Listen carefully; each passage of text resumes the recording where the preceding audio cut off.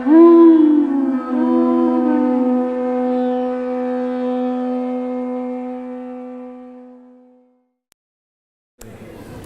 like to take permission from all my exalted God brothers and God sisters to speak today, although they are so much more qualified than myself in this regard. And the proof is that they have gone extensively throughout the world preaching on behalf of their most beloved spiritual master, Srila A.C. Bhaktivedanta Swami Srila Prabhupada. And the proof is that you're all here.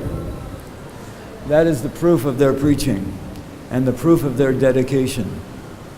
So we do not separate Srila Prabhupada from his disciples and from his grand-disciples and grand-disciples, right? We are all moving in the same direction, hopefully, by his grace. Right? Srila Prabhupada in 1938, 2 years after the disappearance of Srila Bhaktisiddhanta Saraswati Thakur, was given the name by his godbrothers Bhakti-Vedanta. Bhakti-Vedanta, if we analyze it, means one who has understood the essence of the Vedic literatures, the conclusion of the Vedic literatures, which is bhakti, devotion, love and devotion. Like Srila Bhaktisiddhanta Saraswati Thakur, the Siddhanta, the conclusion of all Vedic culture, Vaishnava culture, is bhakti. And Bhakti Vinod Thakur, right? Vinod, the pastimes, the sweet, loving pastimes of the Lord, right? The conclusion is to develop bhakti, love, spontaneous devotional service, which is natural to the heart of every living entity.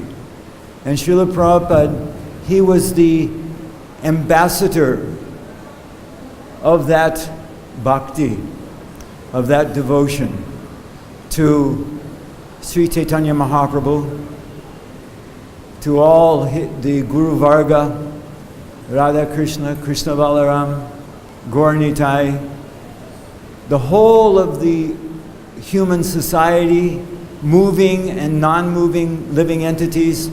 Srila Prabhupada was the ambassador of that bhakti. He was like the golden volcano. Sometimes they compare Sri Chaitanya Mahaprabhu to the golden volcano. But Srila Prabhupada, if you know in Bengali tradition, mustard oil. They like to bathe their children in mustard oil.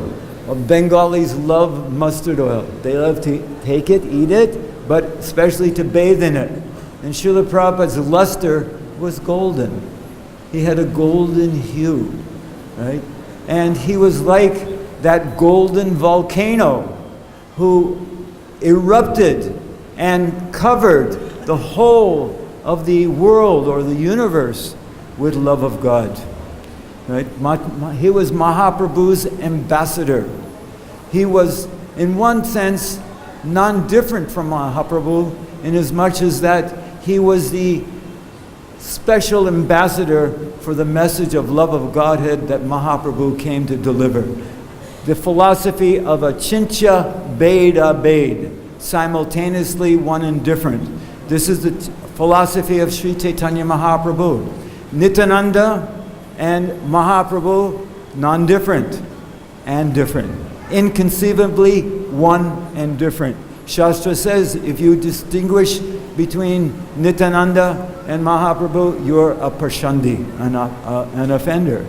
And by the mercy of Nityananda, we are all here because he did not discriminate between high, low, black, white, man, woman, insect, tree, everywhere. He distributed love of God.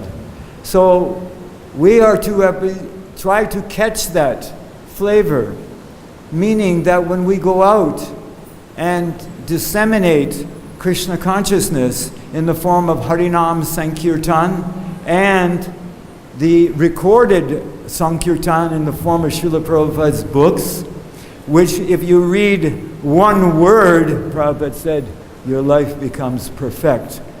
Yesterday, one man came who met us on Harinam 1 month ago, and he came to our place, and he asked me a question. He said, why do you need a guru? What is the purpose of having a guru? So I said, have you read Bhagavad-Gita? See, Krishna, he tells us we need a guru. Tadvidhi pranipatena pariprasnena sevaya upadikshanti te jnanam jnaninas tattvadarshana. So I brought him the Bhagavad-Gita as it is, and I read him the purport, Srila Prabhupada's purport. And I said, now, after reading this purport, now do you understand why you need a guru? Right? What is the message that the guru is bringing? If Krishna himself took a guru, do you think you do not need a guru? Right? So he took the book, right?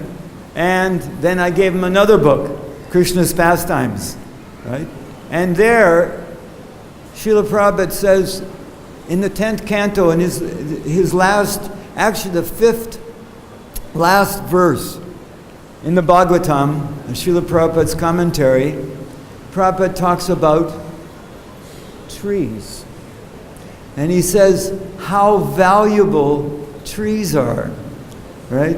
He said by simply growing trees, human society does not need all of these factories, this technology, all of these artificial things. Srila Prabhupada emphatically spoke that if you grow trees, auspicious trees, fruit-bearing trees, medicinal trees, flower-bearing trees, and you have a little sabji, he said, what else do you need? With a cow and a bull, a little piece of land, you can be totally self-sufficient.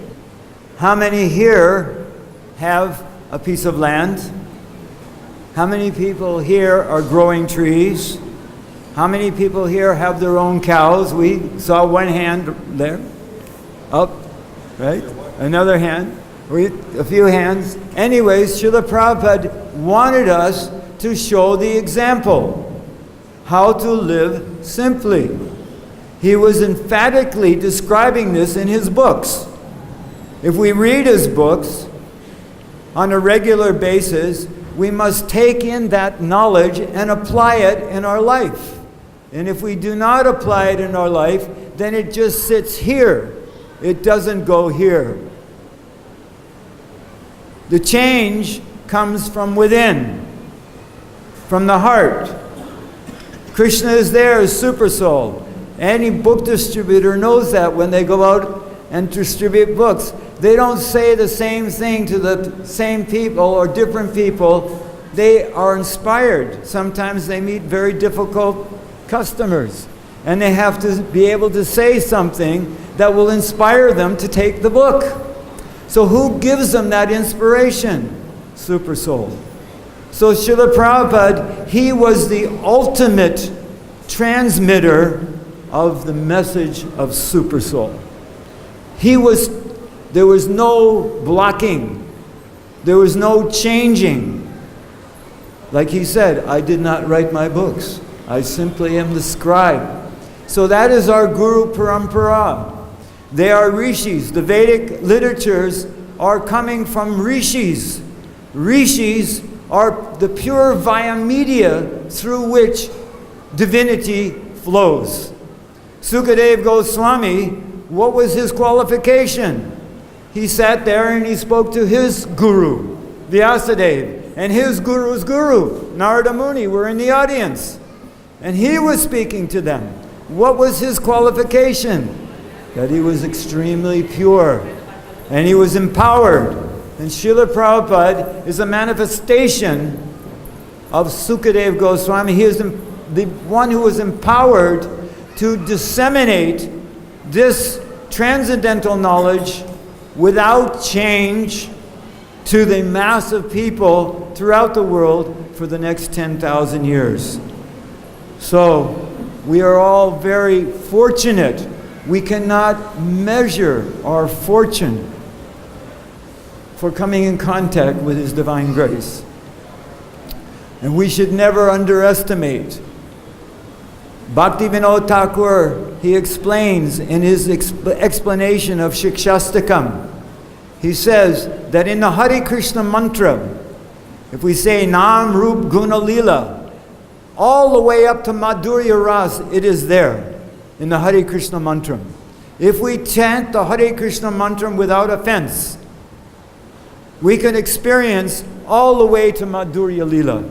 So why are we running to Radhakund, to these bogus persons who are presenting this so-called higher conception? The highest conception has been given to all of us. And we just have to take it sincerely. Heart within, God overhead, and march on. Everything is there for us. Srila Prabhupada ki jai. Gaur Premanande.